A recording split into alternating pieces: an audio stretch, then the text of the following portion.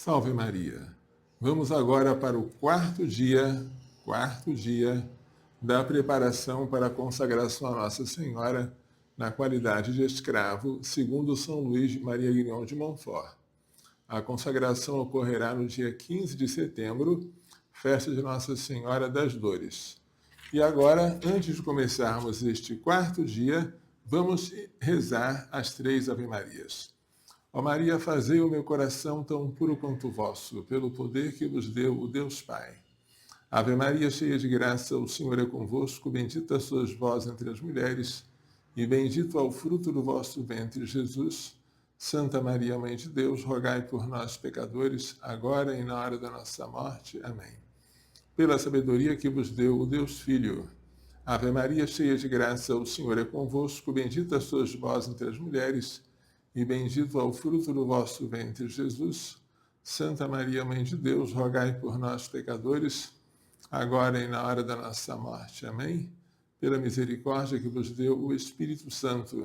Ave Maria, cheia de graça, o Senhor é convosco, bendita sois vós entre as mulheres, e bendito é o fruto do vosso ventre, Jesus.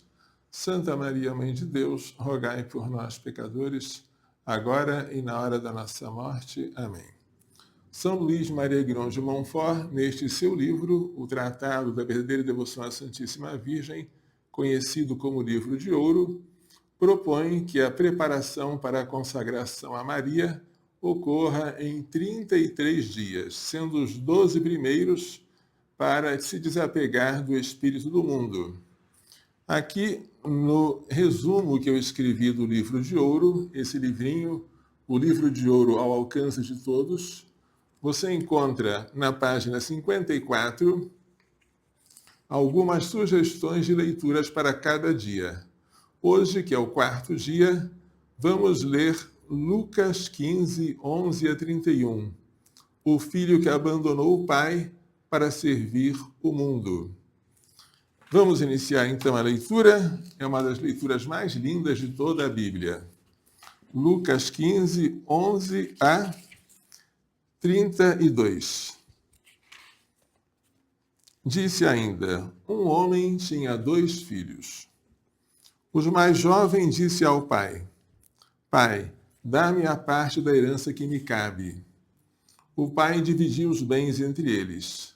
Poucos dias depois, ajuntando os seus haveres, o filho mais jovem partiu para uma região longínqua e ali dissipou sua herança numa vida devassa. E gastou tudo. Sobreveio àquela região uma grande fome e ele começou a passar privações. Foi então empregar-se com um dos homens daquela região que o mandou para seus campos cuidar dos porcos. Ele queria matar a fome com as bolotas que os porcos comiam, mas ninguém lhe as dava. E caindo em si disse: quantos empregados de meu pai têm pão com fartura, e eu aqui morrendo de fome? Vou-me embora, procurar o meu pai e dizer-lhe: Pai, pequei contra o céu e contra ti. Já não sou digno de ser chamado teu filho.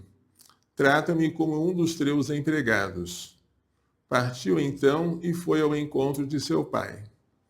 Ele estava ainda ao longe quando seu pai viu-o, encheu-se de compaixão, correu, lançou-se-lhe ao pescoço, cobrindo-o de beijos. O filho então disse-lhe: Pai, pequei contra o céu e contra ti. Já não sou digno de ser chamado teu filho. Mas o pai disse a seus servos: Ide depressa, trazei a melhor túnica e revesti-o com ela. Ponde-lhe um anel no dedo e sandálias nos pés. Trazei o novilho cevado e matai-o. Comamos e festejamos, pois este meu filho estava morto e tornou a viver. Estava perdido e foi reencontrado. E começaram a festejar. Seu filho mais velho estava no campo. Quando voltava, já perto da casa, ouviu músicas e danças. Chamando um servo, perguntou-lhe o que estava acontecendo.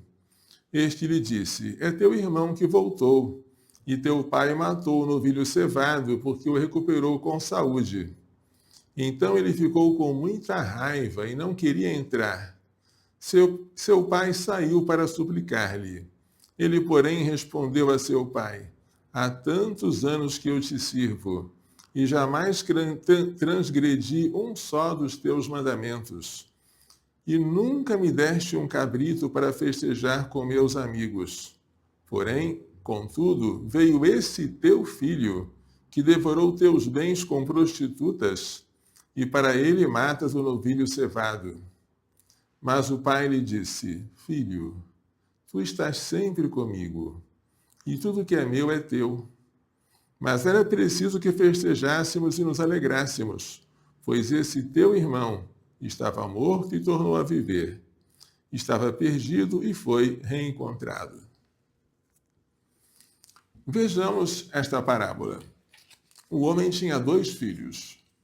O filho pródigo, o esbanjador, não é o primogênito, é o mais novo. O mais novo é apressado, ele não quer esperar a hora de receber a herança. Ele quer a herança com o pai ainda vivo. E o pai reparte as propriedades entre os 2 filhos e entrega a sua parte ao filho que quer abandoná-lo. E ele então sai com a sua parte da herança e gasta tudo numa vida desenfreada. O que é isso? Um filho é aquele que pode chamar a Deus de pai, porque recebeu de Deus a vida. A vida de Deus em nós chama-se graça. Filho é aquele que foi batizado e está em estado de graça.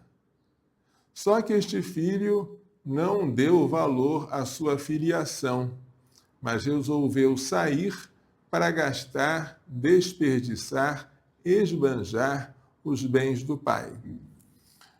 Mas, depois de ter gasto tudo, sobreveio àquela região uma grande privação, uma grande fome. E ele começou a passar necessidade. Feliz necessidade, feliz fome, que faz o pecador se lembrar de Deus. Foi então empregar-se com um dos homens da região, e este homem mandou-o cuidar dos porcos. Para nós, a profissão de cuidar dos porcos não é repugnante como é para um judeu. O porco é um animal considerado impuro. Comer carne de porco, jamais. Cuidar dos porcos é a expressão de uma profissão abjeta. E mais, o rapaz queria saciar a sua fome com as bolotas que os porcos comiam, mas nem isso lhe era dado. Bem, é o estado de total afastamento de Deus e do serviço a um patrão cruel. Servir a este mundo é assim. O mundo nos dá aplausos enquanto temos o dinheiro do nosso pai e depois o mundo nos abandona. Tomara que o mundo nos abandone, porque assim nós vamos ter saudade do pai para voltarmos à casa paterna. Então, caindo em si, aquele filho disse: Tantos empregados de meu pai têm pão com fartura, e eu aqui passando fome. Quais são os empregados que não são filhos, mas que o pai alimenta? São esta terra, os astros e o sertão em paz, esta flor e o pássaro feliz que vês. São criaturas de Deus, porém elas não sentirão, não poderão jamais viver esta vida singular que Deus nos dá. Esta vida, a vida da graça, nunca poderá ser a vida de um passarinho ou de uma flor. Por mais belas que sejam tais criaturas, elas não podem ser batizadas, não podem ser chamadas filhas de Deus, não podem receber a graça santificante, nem terão como herança a vida eterna. E, no entanto, Deus cuida delas. Deus veste os lírios do campo, Deus alimenta as aves do céu. Então o filho mais novo disse: Vou para a casa do meu pai e dizer: Pai, pequei contra o céu e contra ti. Já não sou digno de ser chamado teu filho. Trata-me como um dos teus empregados, porque ser tratado como uma criatura, mesmo sem ser filho, é melhor do que ser tratado pelo príncipe deste mundo, que é o demônio. E lá foi o filho, caminhando devagar ao encontro do pai, mas o pai estava ansioso pela sua volta. Tanto assim que ele o avistou ao longe, né? Vamos ver como diz aqui o versículo. Ele estava ainda ao longe quando o seu pai viu-o, encheu-se de compaixão, correu e lançou-se-lhe ao pescoço, cobrindo-o de beijos. O pai estava ansioso pelo retorno dele. E o retorno dele foi um motivo de grande alegria. Aí o filho foi contar o que havia ensaiado dizer. Pai, pequei contra o céu e contra ti.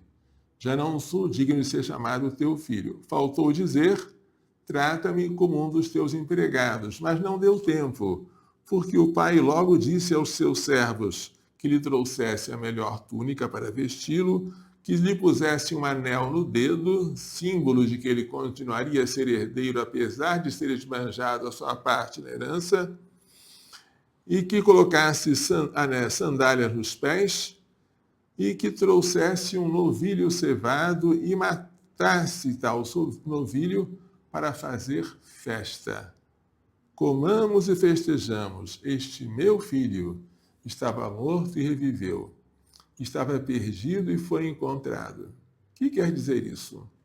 O desejo de Deus, quando nós estamos em pecado mortal e nos arrependemos, é que nós voltemos à vida da graça e gozemos de todos os benefícios de um filho, de tal modo que ele se esquece do mal que nós fizemos e manda os servos fazerem festa. Aí o filho mais velho estava no campo. Quando voltou, viu o barulho de músicas, danças e perguntou a um dos servos: O que está acontecendo? O servo lhe disse: é teu irmão que voltou e teu pai matou o novilho cevado porque o recuperou com saúde.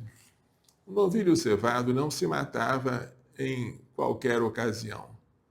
Ocasiões de muita solenidade, entre elas as bodas de um primogênito. Mas aquele filho não era o primogênito, era o mais novo, nem estava se casando, estava voltando de uma vida devassa. Então o filho mais velho ficou com muita raiva e não queria entrar. Mas o pai, que além de misericordioso é humilde, saiu para suplicar-lhe que entrasse e participasse da festa. Mas ele argumentou: há tantos anos que te sirvo e jamais transgredi um só dos teus mandamentos, entenda-se. Nunca cometi um pecado mortal e nunca me deste um cabrito para festejar com meus amigos. Contudo, veio teu filho, que devorou teus bens com prostitutas, e para ele matas um novilho cevado. Aí o pai lhe disse: Filho, tu estás sempre comigo, e tudo que é meu é teu. Ou seja, tu estás em estado de graça. Tu estás sempre comigo, e tudo que é meu é teu. Teu não é só um cabrito, teu é a fazenda inteira. Toda a minha propriedade é tua, porque tu estás sempre comigo. Eu sou a tua recompensa. Mas era preciso fazer festa e se alegrar, porque este teu irmão estava morto e reviveu. Estava perdido e foi encontrado. O filho chama aquele irmão perdido de teu filho. O pai chama aquele filho de teu irmão.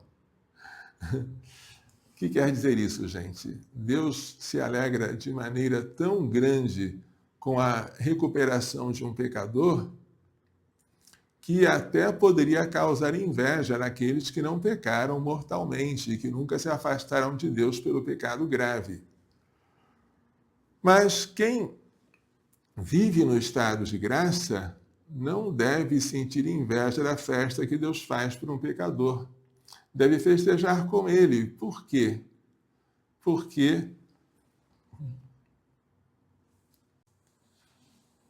Porque quem está em estado de graça está numa permanente festa. Uma permanente festa. Se alguém me ama, guardará a minha palavra, e meu Pai o amará, e viremos a ele, e nele faremos morada. Você já tem em Deus a causa de sua festa, se você está em estado de graça. E se o teu irmão estava morto e reviveu, estava perdido e foi encontrado, se ele estava no pecado e agora voltou ao estado de graça, ele vai viver como você. Então você tem que festejar. A festa é porque aconteceu algo de extraordinário. Não foi apenas a permanência na graça de quem já estava em estado de graça. O que aconteceu foi um milagre. A passagem do estado de pecado para o estado de graça. E acreditem, a igreja nos ensina, quem cometeu um pecado mortal não é capaz por si só de se arrepender. Não pode. Se um pecador em pecado mortal se arrepende, é porque Deus lhe dá um empurrão sobrenatural chamado graça atual. E é por causa desta graça que o pecador se arrepende e volta para procurar o sacramento da penitência, para se confessar e para ter os seus pecados absolvidos.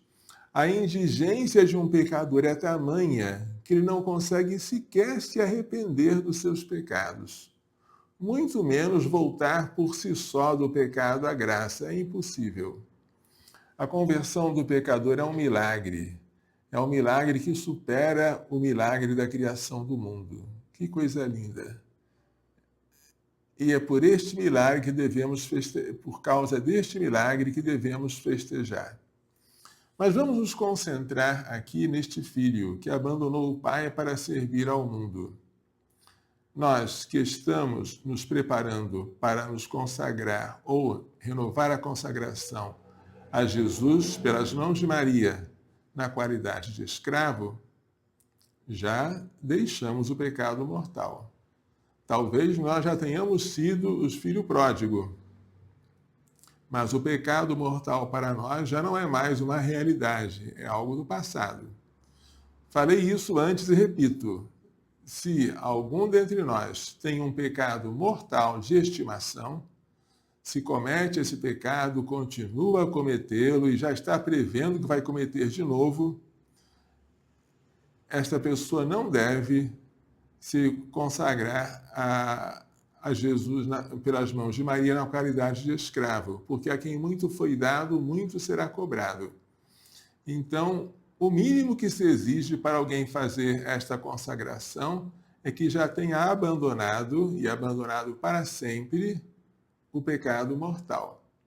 Se você está em estado de graça, você pode dizer: eu estou sempre com o Pai, e tudo que o Pai tem é meu. Mas tome cuidado, porque pode ser que você, embora já tenha abandonado o pecado, você ainda tenha afeições desordenadas pelo pecado. Embora você rejeite a este mundo, você, sem perceber, ainda cede a ele e às suas seduções. E isso é muito perigoso. Vamos imaginar, você não comete pecado mortal, não comete mais, graças a Deus. Mas você ainda se dá o direito de cometer pecados veniais. Por exemplo, a mentira. A mentira geralmente é um pecado venial. E você acha que por ser pecado venial, você pode cometê-la com normalidade, desde que seja uma mentira pequena, uma mentira para salvar-se de alguma dificuldade, uma mentira praticada com boa intenção, e você não se esforça muito para se livrar de mentir. para você, a mentira é uma coisa aceitável. Quase que ela nem chega a ser um pecado. Ela é um pecado. E se você comete a mentira deliberadamente, esse pecado venial deliberado é aquilo que mais entrava o seu projeto, o seu avanço espiritual depois de um pecado mortal. Então, não podemos nos dar o luxo de ter também pecados veniais deliberados de estimação. A mentira, se você já mentiu, se você já teve este hábito, que você renuncie a ela para sempre, porque o pai da mentira é o demônio. E quando ele mente, faz aquilo que lhe é próprio, e você já renunciou ao demônio, que é o príncipe deste mundo. Se você ainda se dá o direito de vez em quando, se irritar com as pessoas e ofendê-las e humilhá-las com as suas palavras, pode ser até que esta sua humilhação feita ao outro seja um pecado venial. Mas se você acha que você pode fazer isso porque o outro mereceu, porque você tem razão, se você se dá o direito de fazer uma vingança, mesmo que seja vingança com os lábios e com a boca e com as palavras, ainda que isso seja um pecado venial, afasta isso de você, mas afasta mesmo. Senão você não vai progredir, porque aquele que não ama ao irmão a quem vê, como pode amar a Deus a quem não vê? Então, até mesmo os pecados veniais, eles devem ser afastados de nós, e afastados com violência. E eu não quero cometer tais pecados. Eu não quero falar mal dos outros, não quero comentar as qualidades negativas dos outros, eu não quero humilhar aos outros, eu não quero dizer mentiras, eu não quero deixar de fazer as minhas obrigações com a máxima perfeição. Eu não quero ser relaxado nas coisas de Deus. Tudo isso devemos meditar. Será que nós estamos fazendo? Será que ainda que tenhamos rejeitado o mundo, nós ainda temos laços afetivos com ele que não queremos nos libertar? Justamente para se desapegar do espírito do mundo é que existem esses 12 dias preparatórios. Vamos meditar nisso, tá? Para que aquilo que o pai falou para o filho mais velho seja plenamente verdade em nós. Filho, tu estás sempre comigo. Estamos mesmo sempre com Deus? E tudo que é meu é teu. Vamos agora, irmãos, vamos recitar uma oração que está no no resumo do tratado, que é o livro de ouro. Vamos recitar o Bene Creator e o Ave Maristela. O Bene Creator está na página 70. Vem, ó Espírito Criador, as almas dos teus visita, os corações que criaste enches de graça infinita. Tu, Paráclito, és chamado, dom do Pai Celestial, fogo, caridade, fonte viva e unção espiritual. Tu dás septiforme graça, dedo és da destra paterna, do Pai solene promessa, das força da voz superna. Nossa razão esclarece, teu amor no peito acende, do nosso corpo a fortaleza, do nosso corpo a fraqueza, com tua força defende. De nós afasta o inimigo, dá-nos a paz sem demora, guiai-nos e evitaremos tudo quanto se deplora. Dá que Deus Pai e teu Filho, por ti nós bem conheçamos, e em ti, Espírito de ambos, em todo o tempo creiamos.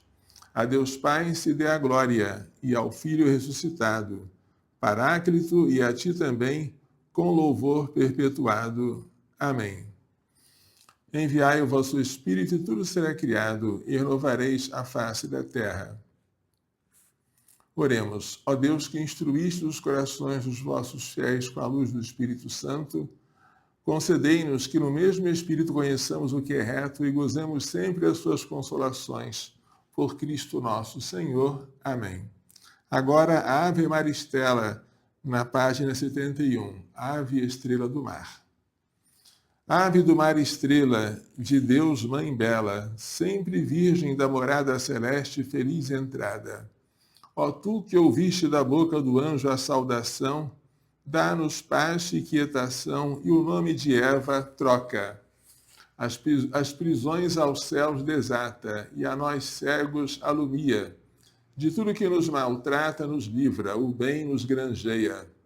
Ostenta que as mães fazendo que os rogos do povo seu, ouça aquele que nascendo por nós quis ser filho teu.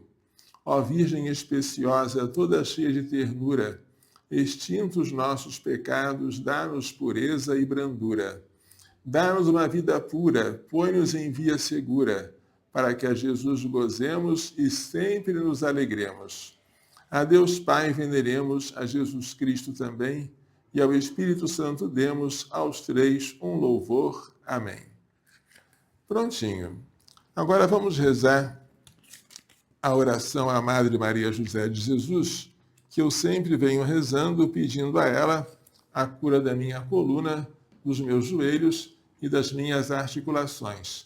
Quem quiser receber uma relíquia como essa da serva de Deus, Madre Maria José de Jesus, basta escrever para provida@providaanapolis.org.br provida@providaanapolis.org.br. Vamos então iniciar a oração. Se assim servir para a maior glória de Deus esta cura, se eu servir melhor ao próximo, recuperando a minha saúde, se eu aumentar, se eu crescer em gratidão e humildade com a obtenção desta graça, e se assim a serva de Deus for elevada à honra dos altares. Deus de poder e misericórdia, que tornaste vossa serva, Madre Maria José de Jesus, admirável por suas virtudes e santidade de vida, por seu amor à Igreja e ao Carmelo, e por sua constância na oração em benefício das almas, concedei-nos por sua intercessão conformar nossa vontade à de Cristo e alcançar a especial graça que ardentemente vos imploramos. Agora você pede a graça. Por nosso Senhor Jesus Cristo, vosso Filho, na unidade do Espírito Santo. Amém. Pai nosso que estás no céu, santificado seja o vosso nome. Venha a nós o vosso reino, seja feita a vossa vontade, assim na terra como no céu. O pão nosso de cada dia nos dai hoje, perdoai-nos as nossas ofensas, assim como nós perdoamos a quem nos tem ofendido. E não nos deixeis cair em tentação, mas livrai-nos do mal. Amém. Ave Maria, cheia de graça, o Senhor é convosco, bendita sois vós entre as mulheres, e bendito é o fruto do vosso ventre, Jesus. Santa Maria, Mãe de Deus, rogai por nós, pecadores, agora e na hora da nossa morte. Amém. Glória ao Pai, ao Filho e ao Espírito Santo, como era no princípio, agora e sempre. Amém. Vamos agora recitar a súplica ardente a São José pelo Provida de Anápolis. Glorioso e castíssimo São José, a cujo nome está consagrado o nosso oratório, vinde em nosso socorro nesta aflição pela qual passamos. Vós que experimentastes a dor de não encontrar um lugar para o menino Jesus nascer, não permitais que esta casa feche as portas ao mesmo menino que a nós vem, na pessoa de uma criança em gestação. Vós que com prontidão vos levantastes e tomastes o menino e sua mãe, para levá-los para longe da fúria de Herodes, vinde depressa libertar-nos da fúria do inferno, que deseja a ruína desta casa e desta obra. Vós que amais as crianças, pois vedes nelas o próprio Filho de Deus, a quem sustentastes e protegestes, não deixeis que os pequeninos sejam privados da vida natural pelo aborto, nem da vida sobrenatural pela falta do sacramento do batismo. Vós que trabalhastes silenciosamente no lar de Nazaré, não deixeis que a falta de silêncio em nós venha perturbar a paz que o menino Jesus nos veio trazer. Vós que vos preocupáveis com o sustento e o bem-estar dos dois tesouros a vós confiados, Jesus e Maria, providenciai para as mães e seus filhinhos a quem assistimos tudo que for necessário para o corpo e para a alma.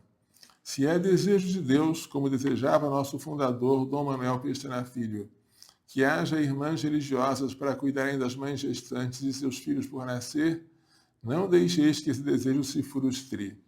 Mostrai-nos, São José, quais irmãs Deus escolheu para realizar este trabalho, que São João Paulo II chamou de o mais importante da terra. Dai-nos, São José, a pureza angélica requerida para cuidar das criancinhas, cujos anjos vêm continuamente à face de nosso Pai que está nos céus. Obtende-nos de vossa esposa, a Rainha dos Anjos, uma legião de espíritos celestes, para guardar esta casa e esta obra contra os ataques do maligno. Obedientíssimo São José, que nunca venha a faltar em nós a obediência à santa vontade de Deus, que se manifesta pela boca de nossos legítimos superiores. Neste momento em que tudo parece ruir, em que as águas enchem a barca que parece prestes a afundar, em que não vemos saída para nossos problemas, manifestai o poder de vossa intercessão junto a Jesus e Maria. Depois de Jesus e Maria, em vós colocamos a nossa confiança. Ó Salvador do Salvador, vinde salvar-nos. Ó Pai virginal de Jesus e Esposo castíssimo da Virgem Maria, vinde sem demora em nosso auxílio. Então, amanhã será o 5º dia, com a graça de Deus, né? Para nós nos desapegarmos do espírito do mundo. O Senhor esteja convosco. Pela imposição de minhas mãos sacerdotais e pela invocação da bem-aventurada sempre Virgem Maria, de São José, seu castíssimo esposo, São Luís Gonzaga, São Luís de Maria Guilhom de Montfort, Santa Genevieve Mola, Santa Teresa de Calcutá, São João Paulo II, São Miguel, São Gabriel, São Rafael, todos os anjos santos, abençoe-vos, proteja-vos e guarde-vos com toda a bênção do céu e da terra, Deus Todo-Poderoso, Pai, Filho e Espírito Santo. Amém. Coração Imaculado de Maria, livrai-nos da maldição do aborto. Pela vossa Imaculada Conceição a Maria, purificai meu corpo e santificai minha alma. Salve Maria.